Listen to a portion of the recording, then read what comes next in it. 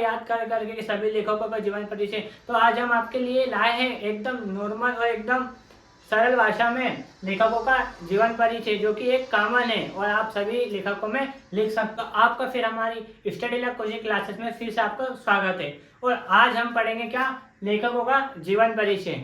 और 11th और 12th class के लिए मोस्ट इंपोर्टेंट होने वाला है, क्योंकि लेखक परिचय 11th और 12th दोनों में ही आते हैं। लेखक के जीवन परिचय में रहता क्या है, 2 रचनाएं लिखनी रहती है और दूसरा पॉइंट क्या रहता है, भाषा, और तीसरा शैली, और जो चौथा पॉइंट रहता है वो साहित्य में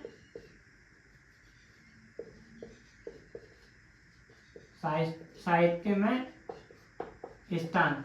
ये 4 पॉइंट होते हैं लेखकों के जीवन परिचय में। आया इतना समझ में? तो हम शुरुआत करेंगे 2 रचना से। तो हम आज लेखकों का जीवन परिचय में जो मुंशी प्रेमचंद जी लेखक है उनका आज हम क्या लिखेंगे, जीवन परिचय लिखेंगे, है ना। तो सर्वप्रथम हमें क्या करना है, 2 रचनाएं लिखनी है। कौन कौन सी है, मुंशी प्रेमचंद जी की, मुंशी प्रेमचंद, ठीक है। अब इनकी 2 रचनाएं कौन कौन सी है, पहली क्या है, कर्मभूमि,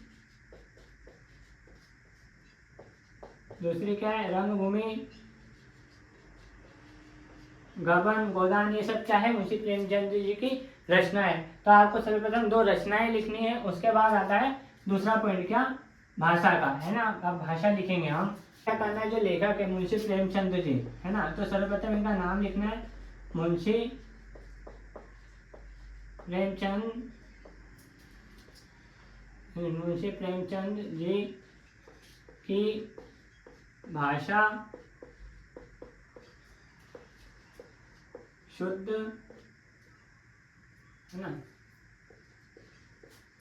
साहित्यिक, खड़ी बोली है, ठीक है। इतना लिखने के बाद क्या करना है, देश लगा। मुंशी प्रेमचंद की भाषा क्या है, शुद्ध साहित्यिक खड़ी बोली है ना। फिर क्या आएगा, भाषा में यथास्थान, भाषा में यथास्थान संस्कृत के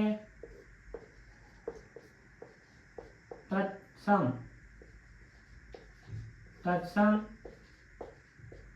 तद्भव, है ना, तथा देशज एवं विदेशी शब्दों का सुंदर प्रयोग हुआ है। क्या सुंदर प्रयोग, है ना। क्या है, मुंशी प्रेमचंद की भाषा क्या है, शुद्ध साहित्य की खड़ी बोली है। भाषा में यथास्थान संस्कृत के तत्सम तद्भव देशज तथा विदेशी शब्दों का सुंदर प्रयोग हुआ है ना। इतना आने के बाद हमें क्या लिखना है, भाषा में सहजता, सरलता, है ना, और सहजता, सरलता और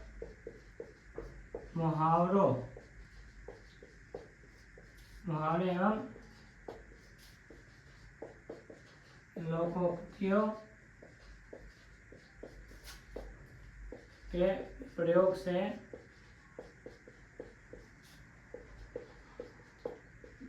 भाषा में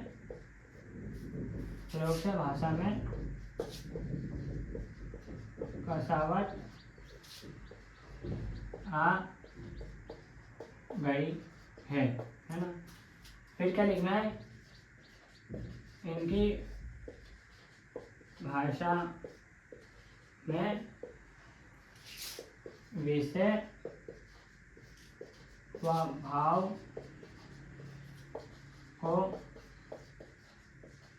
व्यक्त करने की विशिष्ट क्षमता है। ये क्या हो गई, हमारी भाषा कंप्लीट होगी। बस इतना ही लिखना है कि मुंशी प्रेमचंद की भाषा क्या है, शुद्ध साहित्यिक खड़ी बोली है। भाषा में यथास्थान संस्कृत के तत्सम तद्भव देश एवं विदेशी शब्दों का सुंदर प्रयोग हुआ है। भाषा में सहजता, सरलता और मुहावरन लोकप्रिय के प्रयोग से भाषा में कसावट आ गई है। इनकी भाषा में विषय और भाव को व्यक्त करने की विशिष्ट क्षमता है। ये क्या हो गई, हमारी भाषा हो गई। दो रचनाएं हमने लिख दी है, कर्मभूमि, रंगभूमि, गोदान, गबन, ये सब क्या है, मुंशी प्रेमचंद जी की रचना है।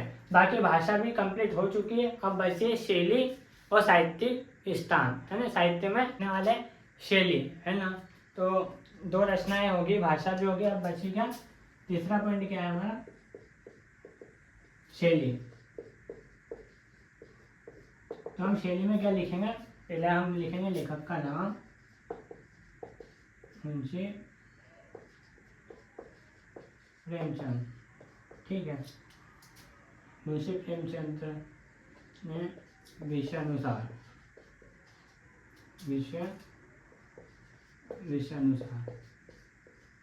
है ना, सब सूत्रात्मक, वर्णात्मक, विचारात्मक,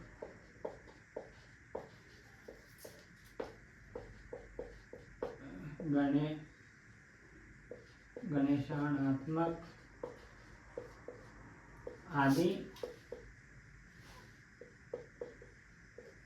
आदि शैलियों का प्रयोग किया है। मुंशी प्रेमचंद ने विषय अनुसार सूत्रात्मक, वर्णात्मक, विचारात्मक, गणेशात्मक आदि शैलियों का क्या है, प्रयोग किया हुआ है ना। आगे लिखना है, इनकी शैलियों में इनके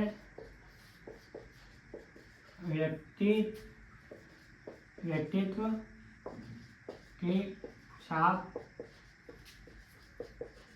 स्पष्ट दिखाई देती है। पर आपको क्या है, शैली इतने लिखना है। उसके बाद क्या जाएगा, साहित्य में स्थान। तो इसको नोट कर लीजिए आप, है ना।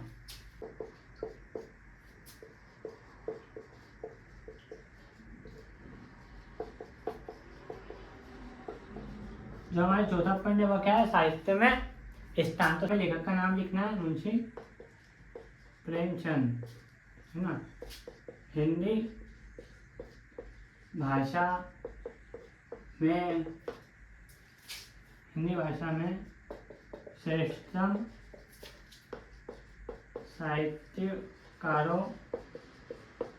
साहित्यकारों में से एक है। इनके द्वारा लिखित साहित्य हिंदी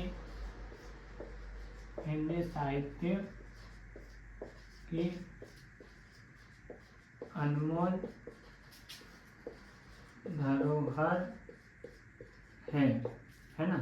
इतना लिखने के बाद क्या लिखना है, हिंदी साहित्यकारों के अनमोल धरोहर है ना। मुंशी प्रेमचंद हिंदी भाषा में श्रेष्ठतम साहित्यकारों में से एक है। इनके द्वारा लिखित साहित्य हिंदी साहित्य के अनमोल धरोहर है ना। हिंदी, फिर आगे लिखना है, हिंदी भाषा में एक श्रेष्ठतम साहित्यकारों में इनका, हिंदी भाषा में श्रेष्ठतम साहित्यकारों में इनका नाम सदैव अमर रहेगा।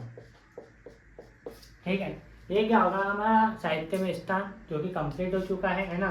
11th और 12th के लिए मोस्ट इम्पोर्टेंट है, जिसमें आपको क्या करना है, सिर्फ रचनाओं याद करनी है। बाकी आपको भाषा, शैली, साहित्य में स्थान ये एक ही लिख देना है। बस आपको करना क्या, मुंशी प्रेमचंद के जो भी लेखक हो उनका नाम लिखना है ना। तो अगर आपने हमारे चैनल को सब्सक्राइब नहीं किया तो सब्सक्राइब कर दीजिएगा, है ना। और लाइक कर दीजिएगा और अपने दोस्तों को शेयर भी कर देना है अच्छी स्टडी के लिए। तो मिलते हैं हम नेक्स्ट वीडियो में। जय हिंद, जय भारत।